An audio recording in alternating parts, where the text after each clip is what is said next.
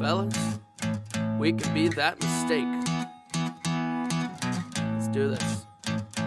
What's up, y'all? What's going on, guys? We're Embracing Suck 21. Yes, we are. I'm Spencer. And I'm Daniel. We are back with some more Formula One on the channel. It's been a long time. And this time it's a video for me. Yeah, exactly. Finally. It's Formula One explained for rookies. The last time we tried to do a F1 learning one, we apparently didn't choose the right one. No, the video got ripped apart. It sure did. By all you guys. Yes. Well, rightfully so, because there was no context. Right. Whoever, that compilation was subpar. Yeah. You know. And apparently, especially the part where F1 cars don't refuel anymore. Yeah. That was like across the board. How old is this? Yeah. We checked. This one was uploaded June 2022. As of right now, it is September 2022. All right. So this is relatively recent. So it will probably be good. Let's do it, man. Let's go. 3, 2, 1. What will happen over the course of the next 66 laps? Max Verstappen is champion of the world! You've been hearing about F1 too, right? Cool, let's talk about it. Formula One racing into Miami for the first time. Hottest ticket in town. Hook Tom, Drive to Survive. Drive to survive. Drive to survive. This is a car race at over 200 miles an hour in cities all over the world. Miami Grand Prix, Bahrain Grand Prix, here in Monaco. With insanely famous drivers. Daniel Ricciardo. Lewis Hamilton, 7-time world And champion. 100-person teams. Racing cars so advanced that they're practically spaceships. And so expensive that they had to make a rule that teams couldn't spend more than $140 million each. And it's only getting bigger. Just look at this. This is from a construction camera at one of 2 new US racetracks. This one's in Miami. This cost $40 million to build, and it hosted nearly 250,000 people over 3 days. That's a Super Bowl worth of people every day. Wow. And one of them was me. It's the first ever Miami Grand Prix. We're racing in the States, and it's lights out, and away we go. Yeah, look at that star. Yeah. Star-studded mess. Pretty sure that's a GOAT lineup right there. It is. But, like, next year's Formula One schedule has 3 U.S. dates.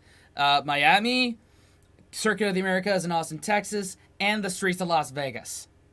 So, of the 24, 25 dates, 3 of them are in the United States. That's kind of cool. It used to not be like that. In fact, there was many years after 2005 where there wasn't a U.S. Grand Prix.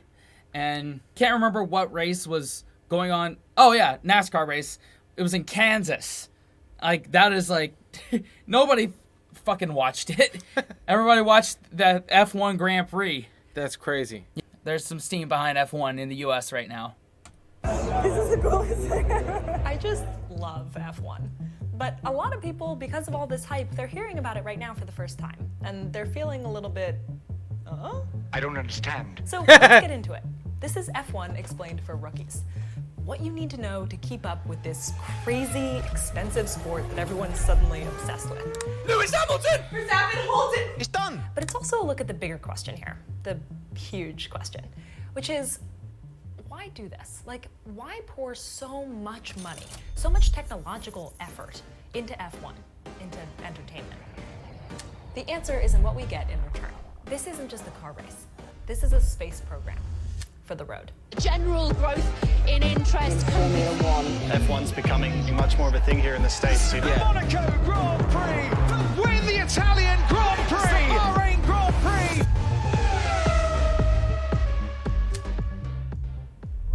If you're new to F1, you might know its American cousins. NASCAR has the least family resemblance. Closed cockpits, oval tracks. IndyCar and F1 look more related. They've got the spaghetti-looking track, open cockpits. But there's one really important difference between these two. And it's the reason why F1 specifically is such a big deal. Okay, before we get into that, NASCAR has more diverse schedules now. The next-gen cars are more sporty, so... Still closed, right? What's that? It's still closed. Yeah, enclosed right now, yeah. But these F1 cars and the Indy cars are definitely, have more in common with spaceships. On the same branch. Yeah. Not same tree. They Yeah. share more of a closer relative. Right. F1 specifically is such a big deal. In IndyCar, all of the cars use the same frame, or chassis, the DW12. So the competition here is mostly in how you race that car. But in F1, every team has to design and manufacture their own cars. And the best part is that they get to improve the cars between each race, or not, depending on how they do. So the competition in F1 actually centers around the car itself. Not just how you race it, but also how you build it and rebuild it again and again and again.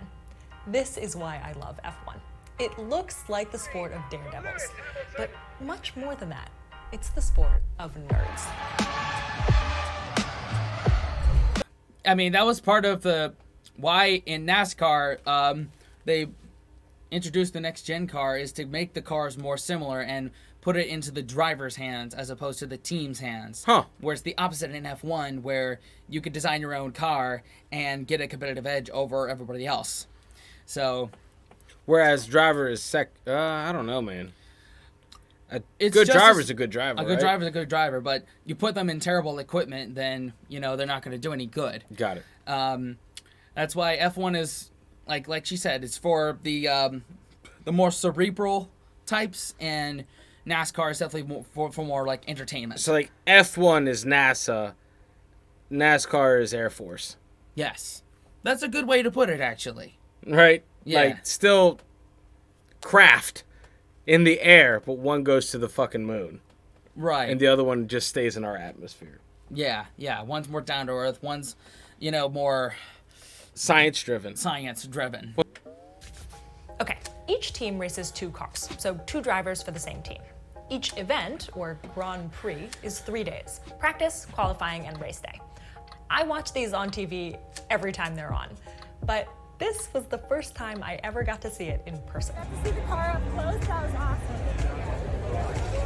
Now I am inside the Mercedes garage. Truly, I have never had more fun at a sporting event and seen less of what was actually going on. So right now they're about to do a practice pit. Here's how this works. The order of who does the fastest lap on qualifying day becomes the lineup at the starting line on race day. And passing isn't easy, so where you start is a really big deal. Depending on where drivers finish, they get different numbers of points. After 10th place, no points for you. Drivers want to get the most points themselves to win something called the Drivers' Championship. But teams want to get the most points total to win the Constructors' Championship. The 2 championship thing actually kind of makes for funny mismatched incentives sometimes. You can hear it on the radio when teams have one strategy, like they want to let drivers pass each other, and drivers get really mad about that. If he's quicker, we lap 3. That's very unfair, but okay.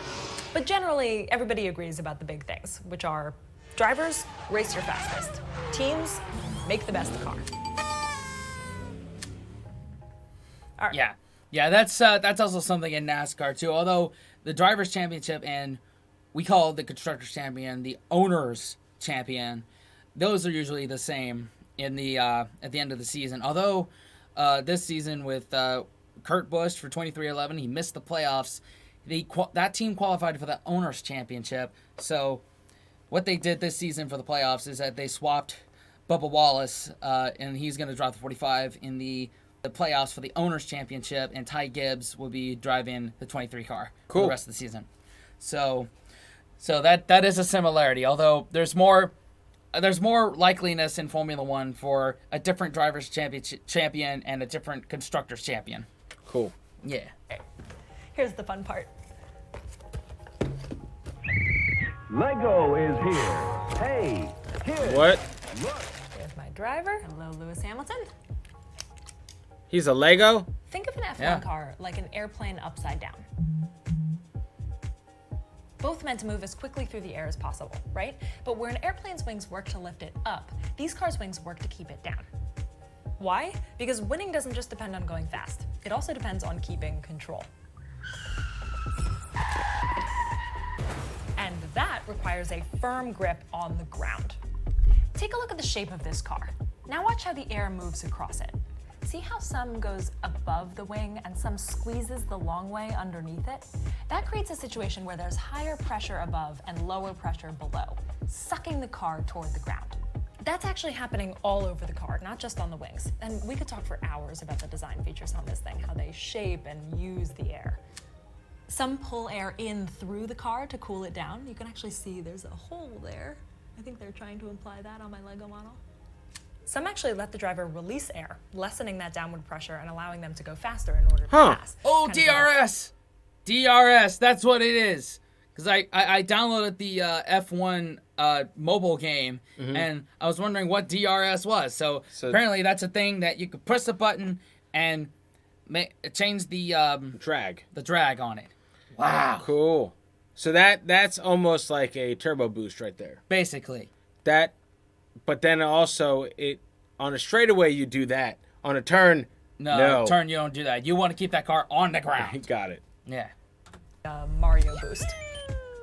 You can actually hear this in a race. Listen for DRS here. Now, Charles Leclerc is going to have DRS to try and fight it back. Taken together, an F1 car is just a symphony of aerodynamics. I actually got to see them up close and personal when I was in Miami. We're going there. I absolutely did not keep my cool. I'm trying to be cool, but it's a real scene here.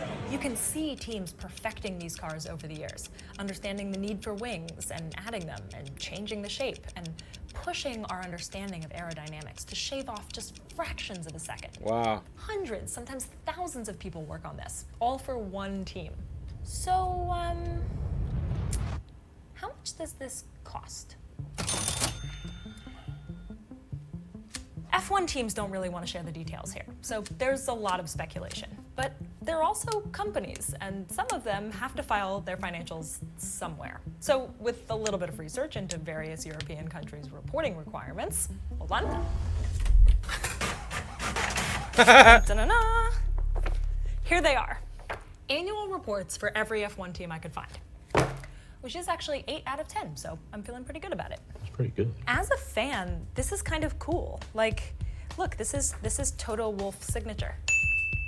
What I learned from all this is that running an F1 team costs anywhere from $95 million to $425 million. Ooh, that's a lot of money. But the year after these were filed, F1 instituted a new rule saying all teams were only allowed to spend $140 million.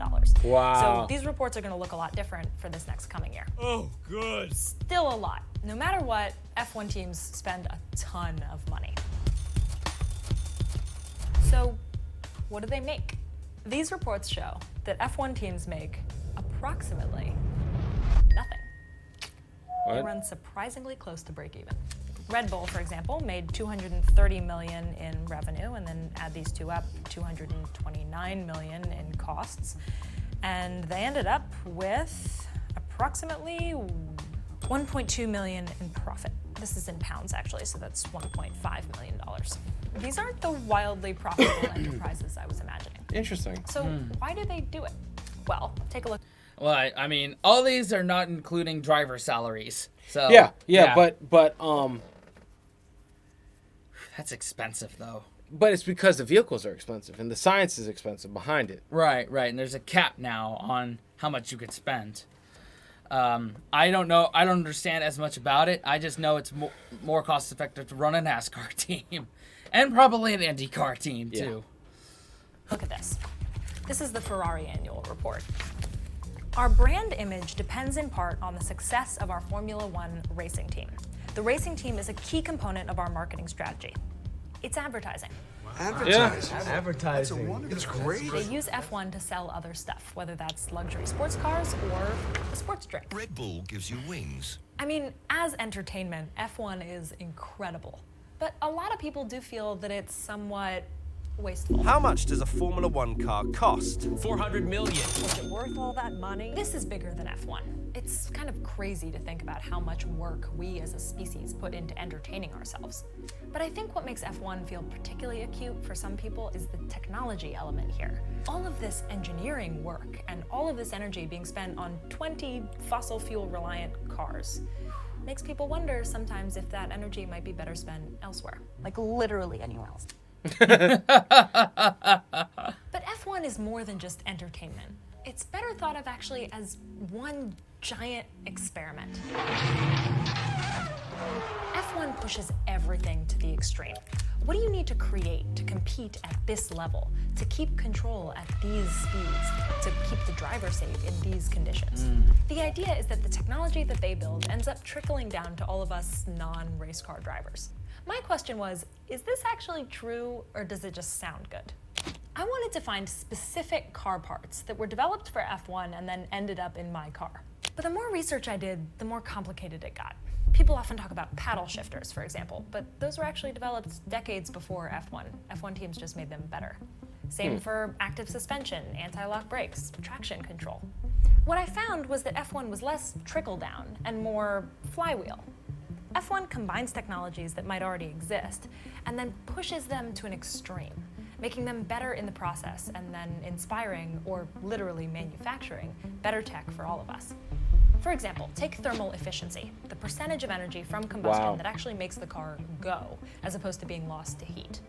Most combustion road cars have a thermal efficiency between 20 and 30%, which means only a third of the energy actually makes the car go. F1 cars can't refuel during the race, so there's a very strong incentive for them to be efficient. They're at about 50% now, thanks to new hybrid engines. Wow, gains that have been dragging the rest of the car industry forward. Or data collection. Sensors on F1 cars collect huge amounts of information and then feed it back to the driver and the team. They didn't invent a lot of these systems, but they use them in ways that they've never been used before. And that's actually getting more and more important as we move potentially towards self-driving cars. This is the real promise of F1, and it all stems from that original requirement to build their own cars. Basically, we'll do all of this research and development, and we'll create new technologies and also combine all of the cutting-edge tech, and we'll push it to its limits and develop it further, and you don't even need to pay for it. We'll race these things against other groups of engineers doing exactly the same thing in this crazy round-the-world sport that lots of people really love, that is actually, at the end of the day, the biggest, most expensive group project science competition of all time. That's a good way to, yep. People debate whether or not we should spend money on lots of our efforts to learn. And yet, they consistently push forward both the tech that we actually use and our understanding of the world around us. In this case, it also makes some money, and it's fun to watch. I think once you see the promise of F1, it allows you to think differently about lots of things. We need people working far beyond the edge, like pulling forward the limits of what we can do. The question now is, what do we need to learn next? If F1 pushes forward car innovation and the future of cars is electric, does F1 need to get more electric too? And if F1 doesn't go more electric, does it get farther and farther from its original promise over time? Less applicable to the technology that we use and more a novelty. Oh, let's go watch those cars that use gas. I don't know. Now you're up to speed. You can watch a race, you can enjoy it with your friends, and you can also speculate, like the rest of us, where it's all gonna go. I'll be watching with you, and I'll be rooting for my favorite team. I'll give this 2 thumbs up. This is Me too. 2 you thumbs know, up. I needed this kind of breakdown. Yeah. Because for me, it's like the why. This answers the why. Why? Right. But it's, you know, it's making things more efficient. Yeah. In our vehicles and our systems that we depend on, and it's pushing them to the test so we don't have to. Mm-hmm. You're someone that didn't grow up watching motorsports, so you needed a crash course on this. Yeah. I needed it to compare it to my beloved NASCAR. And I will say, like, yes, F1 definitely has the edge on, you know, the research, just all the money that's spent, and marketing and advertising. It's global. It's global, but it's, at the same time, it's also not as accessible to the average everyday American like NASCAR is. No. And documents have actually leaked that NASCAR might be getting the edge on F1 when it comes to introducing electric cars, like an electric series. Their speeds are going to go so much. It's going to be so fast. Yeah. Electric cars. Yeah, you can get more horsepower into them, and it'll be interesting to see how that goes about. But I have a better appreciation for F1 from watching this, and I can't wait to see where it goes. Yeah, I'm a budding fan of motorsports. Mm-hmm. You know. Yeah. And I appreciate the motorsport world as a sport. Before I wouldn't have. Yeah. I was like, okay, have a car, we'll go fast. Yeah. There's your basis. Right. It's more than that. Yeah. Now hearing this, and it's like, it's not just driver and team, it's driver, scientists, engineers building the fuck out of these machines. Oh, yeah. And basically battling the robots against each other. Yeah. That just so happens to have a human driver. Yeah. F1, it's like, there's science behind it. There's, technology. There's a lot of nerding out you can do because it is hard to pass in those F1 cars.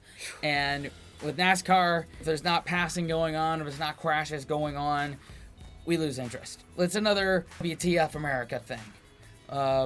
But I grew up on it. Yep. I'm getting a better appreciation for F1, so win-win. Yep.